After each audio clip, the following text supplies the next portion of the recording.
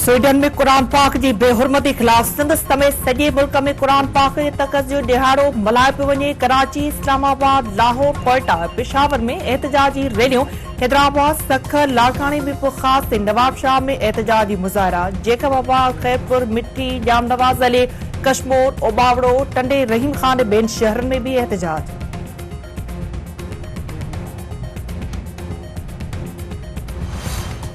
वज़ीर-आज़म शहबाज शरीफ जो OIC जे secretary general सां phone ते राब्तो, इस्लामोफोबिया जे वधंदड़ वाक़िअनि ख़िलाफ़ गॾियल जिदोजहद ते इत्फ़ाक़। वज़ीर-आज़म शहबाज शरीफ जो चवणु आहे त क़ुरान पाक जी बार-बार बेहुरमती जे वाक़िअनि खे क़बूल न कयो वेंदो।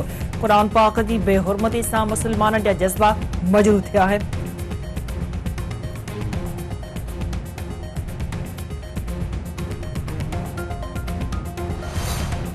सिंध के मुख्तलिफ शहरन में किथे तेज त किथे वरी हल्की बरसात। कराची, हैदराबाद, मिठी, सिजावल, चूहट, जमाली, कड़ियो, घमर में वसकारो, नूरियाबाद, सरहाड़ी बेन शहरन में बरसात। कराची में बरसात के मुंहुं ॾियण लाइ रेन एमरजेंसी लागू, लाॻापियल खातन खे अलर्ट रहण जी हिदायत।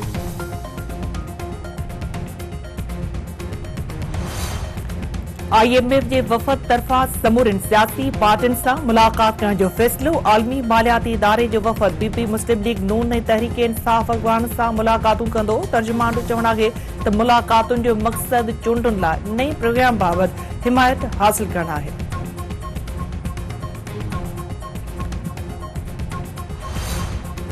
वज़ीर-आज़म शहबाज शरीफ जो चवणु आहे त नौजवाननि खे क्लाशनकोफ न पर लैपटॉप ॾेई रहिया आहियूं। ॾुखे वक़्त में हुकूमत संभाली आहे।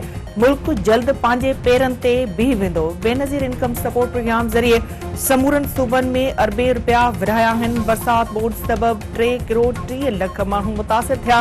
मुतासिरनि खे कंहिं बि सूरत में अकेलो न छॾियो वेंदो। शागिर्दनि ऐं शागिर्दियाणियुनि खे मेरिट ते लैपटॉप मिलंदा।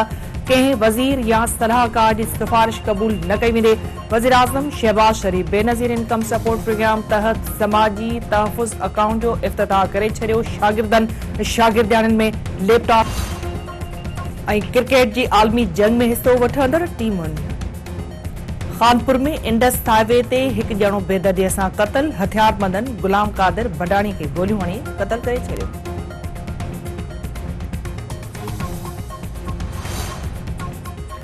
क्रिकेट की आलमी जंग में हिस्सो वठंदड़ 10 टीमुनि जे लाइन अप मुकम्मल। श्रीलंका ऐं नीदरलैंड वर्ल्ड कप लाइ क्वालीफाई करे वरितो।